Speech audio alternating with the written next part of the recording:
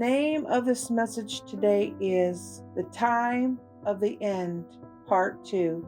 Daniel chapter 3. Nebuchadnezzar the king made an image of gold, whose height was 80 cubits, and the breadth thereof 6 cubits. He set it up in the plain of Dura in the province of Babylon. Then Nebuchadnezzar the king sent to gather together the princes, the governors, and the captains, the judges, the treasurers, the counselors, the sheriffs, and all the rulers of the provinces, to come to the dedication of the image which Nebuchadnezzar the king had set up. Then the princes, the governors and captains, the judges, the treasurers, the counselors, the sheriffs, and all the rulers of the provinces were gathered together unto the dedication of the image that Nebuchadnezzar the king had set up. And they stood before the image that Nebuchadnezzar had set up. Then an herald cried aloud, To you it is commanded, O people, nations, and languages, that at what time ye hear the sound of the cornet, flute, harp, sackbut, psaltery, dulcimer, and all kinds of music, ye fall down and worship the golden image that Nebuchadnezzar the king had set up. And whoso falleth not down and worshipeth shall the same hour be cast into the midst of a burning fiery furnace. Therefore at that time, when all the people heard the sound of the cornet, flute, harp, sackbut, psaltery, and all kinds of music, all the people, the nations, and the languages fell down and worshipped the golden image that Nebuchadnezzar the king had set up. Wherefore at that time certain Chaldeans came near and accused the Jews. They spake and said to the king, Nebuchadnezzar, O king, live forever. Thou, O king, hast made a decree that every man that shall hear the sound of the cornet, flute, harp, sackbut, psaltery, and dulcimer, and all kinds of music, shall fall down and worship the golden image. And whoso falleth not down and worshipeth, that he should be cast into the midst of a burning fiery furnace. There are certain Jews whom thou hast set over the affairs of the province of Babylon, Shadrach, Meshach, and Abednego. These men, O king, have not regarded thee. They serve not thy gods, nor worship the golden image which thou hast set up.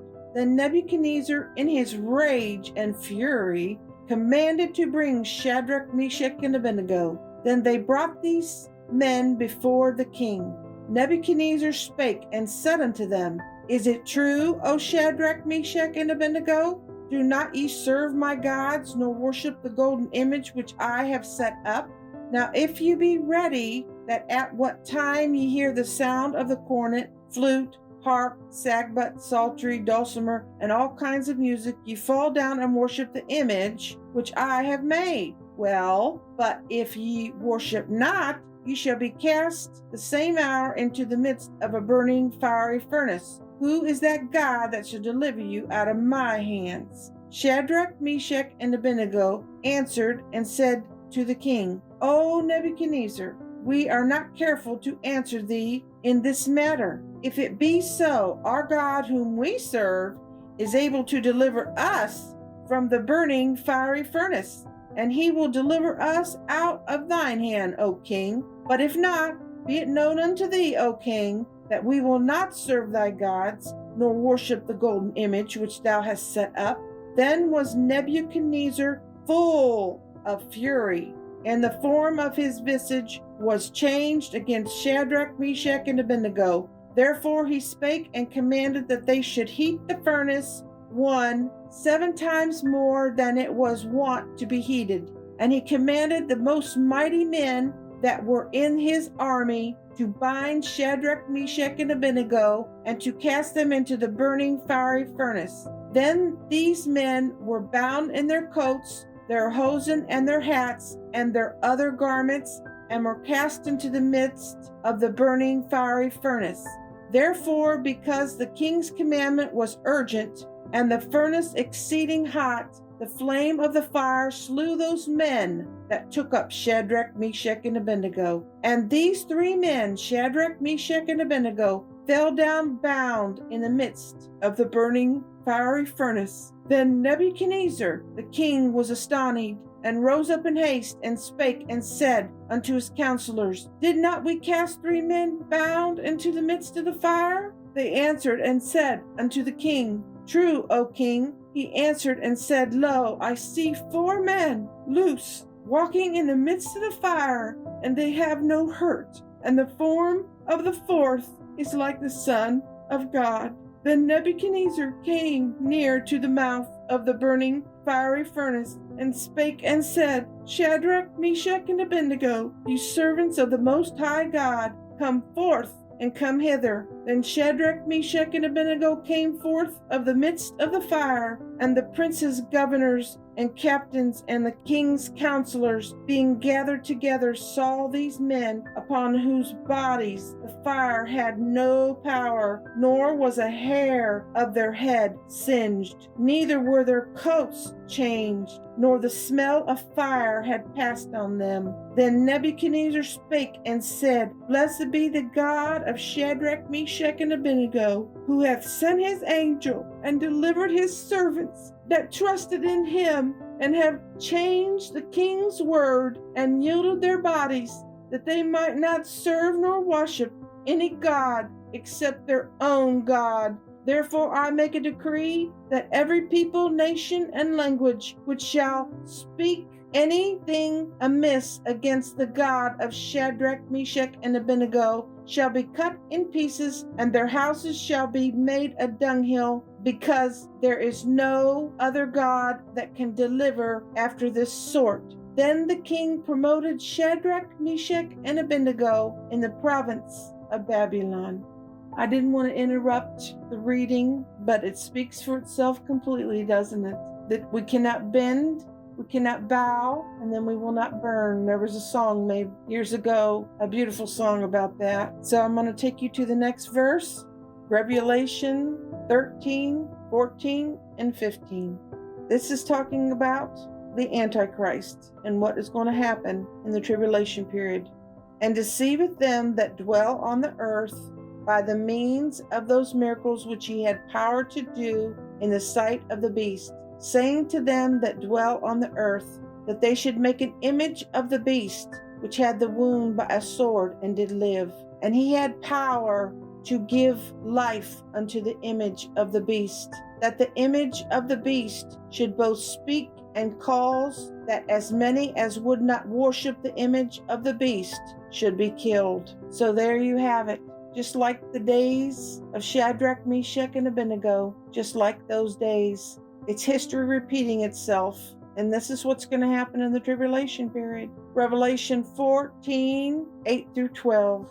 And there followed another angel saying, Babylon is fallen, that great city, because she made all nations drink of the wine of the wrath of her fornication. And the third angel followed them, saying with a loud voice, If any man worship the beast and his image, and receive his mark in his forehead or in his hand, the same shall drink of the wine of the wrath of God, which is poured out without mixture into the cup of his indignation. And he shall be tormented with fire and brimstone in the presence of the holy angels, and in the presence of the Lamb. And the smoke of their torment ascendeth up forever and ever, and they have no rest day nor night, who worship the beast and his image, and whosoever receiveth the mark of his name. Here is the patience of the saints. Here are they that keep the commandments of God and the faith of Jesus. Now, what that's talking about in verse 12, that will be the patience of any child of God that is left, that if you take the mark of the beast, or you bow down and worship the image, you will be tormented day and night forever and ever and ever. And God wanted us to have that verse in the book of Revelation, and we better take heed to it. I don't want anybody to be left, but if you're going to be left, you better remember what the word said, that if you take his mark and you bow down and worship the image of the beast that will have power to talk, then you will be tormented day and night forever and ever, just like the beast and the false prophet will be. Now I want to take you to Revelation 3:10. This is Jesus speaking. Because thou hast kept the word of my patience, I also will keep thee from the hour of temptation, which shall come upon all the world to try them that dwell upon the earth. Now that is a powerful verse. God promising, Jesus promising us that if we will obey the word, he is coming after the obedient. If we obey the word, he will keep you from this hour, from this 7 years of tribulation period. He will rescue, and you will not have to go through that. Your escape is the rapture. But he said he would only keep you from this hour that's going to come upon the whole world if you keep his word, the word of his patience. Now, how are you going to keep the word of his patience if you're not putting the word in yourself? If you're not spending time in the word, how are you going to be able to keep the word, to obey it? You will not have any life in you if you're not spending any time in the word. You will not make it. You will not make it without the word. Now, I want to take you to John chapter 14, verses 21 through 24. This is the words of Jesus. He that hath my commandments and keepeth them, he it is that loveth me. And he that loveth me shall be loved of my Father, and I will love him, and will manifest myself to him.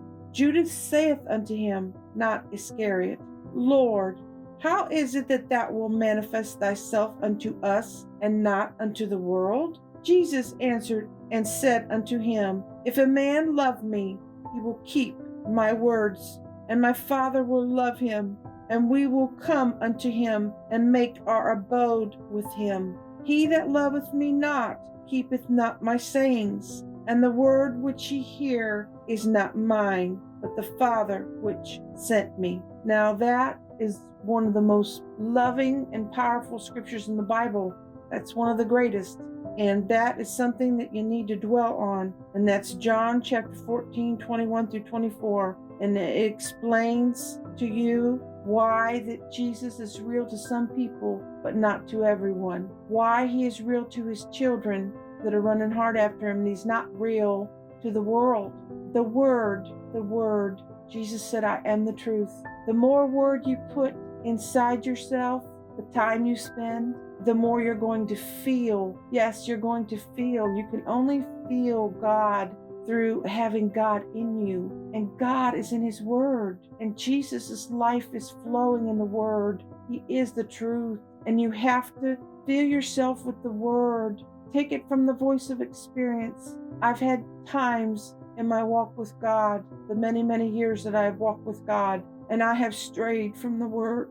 And I can tell you that it doesn't pay to stray from the word. And I can tell you that when you spend too much time watching TV, it'll kill your desire for the word. And then where will you be?